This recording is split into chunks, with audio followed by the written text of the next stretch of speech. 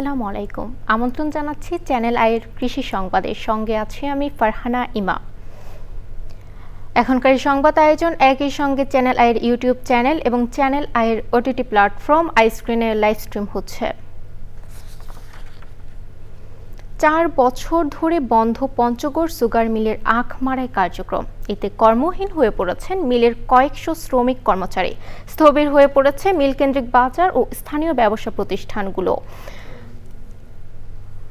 একাধিকবার মিল চালুর উদ্যোগ নেওয়া হলেও নানান শর্ত ও জটিলতায় তার বাস্তবায়ন হয়নি। পঞ্চগড় প্রতিনিধি এ রহমান মুকুলের পাঠানো তথ্য ভিডিওচিত্রে বিস্তারিত জানাচ্ছেন জহির মুন্না। কখনো সাইরেনের শব্দ, শ্রমিকদের কোলাহল আর ভারী যন্ত্রপাতির শব্দে মুখরিত থাকত পঞ্চগড় সুগার মিল। আজ সেখানেই নীরবতা।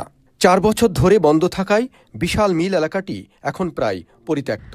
চারপাশে ছড়িয়ে পড়েছে ঝোপঝাড় আর জঙ্গল। 2020 সালের ডিসেম্বর মাসে পঞ্চগড় সুগার মিল সহ দেশের কয়েকটি রাষ্ট্রায়ত্ত চিনিকল বন্ধ ঘোষণা করা হয়। এরপর একাধিকবার চালুর আশ্বাস দেওয়া হলেও আজ পর্যন্ত মিলটি চালু হয়নি। এতে আয় রোজগার বন্ধ হয়ে মানবেতর জীবনযাপন করছেন মিলের শ্রমিক, কর্মচারী ও মিল নির্ভর স্থানীয় ক্ষুদ্র ব্যবসায়ীরা। এই মিলগেট বাজার বর্তমান অচল হয়ে গেছে, ব্যবসা বাণিজ্য নাই, আমাদের দোকানপাট চলে না, একেবারে খুব খারাপ পরিস্থিতি। এখন শিল্প কারখানা বন্ধ হয়ে গেছে। এই বন্ধ হয়ে যাওয়াতে মানুষ এখন অনেক কর্মহীন।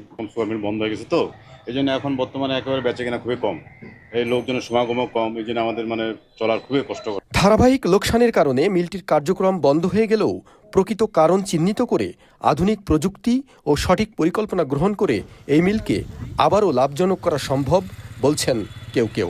আমাদের এখানকার সুগার মিল বন্ধ হওয়াতেই শ্রমিক, কর্মচারী, সাধারণ জনগণ, ব্যবসা বাণিজ্য সবকিছু অন্ধকার জগতে রয়েছে। আমরা দ্রুত বিশ্বাস করি যে অভ্যন্তরীণ সরকার আমলে যেন এই চিঠি প্রত্যাহার হচ্ছে, অতি দ্রুত বাজেট দিয়ে এই পঞ্চগড় সুগার মিল পুনরায় চালু করা হোক।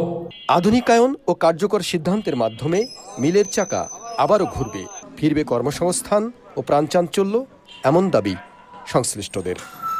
Zahir Munna, channel I.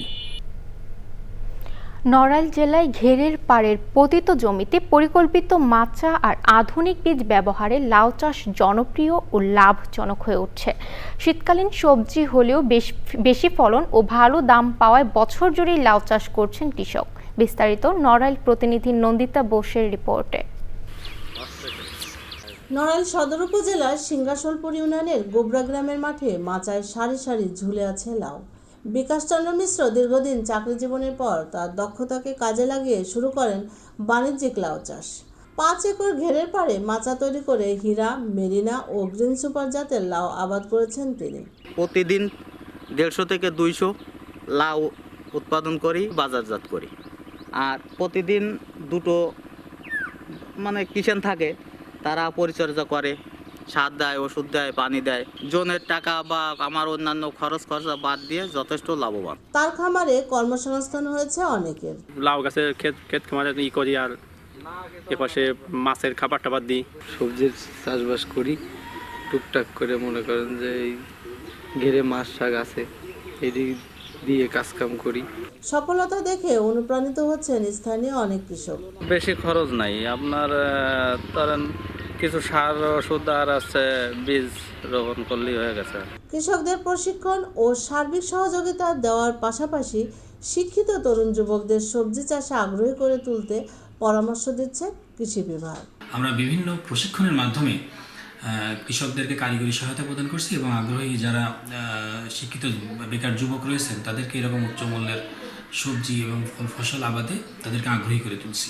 ঘেরের পাড়ে লাউ চাষের এই সাফল্য প্রমাণ করে সঠিক পরিকল্পনা, মানসম্মত বীজ আর শ্রমের সমন্বয়ে কৃষি হতে পারে স্বাধীন জীবিকার সবচেয়ে শক্তিশালী ভিত্তি।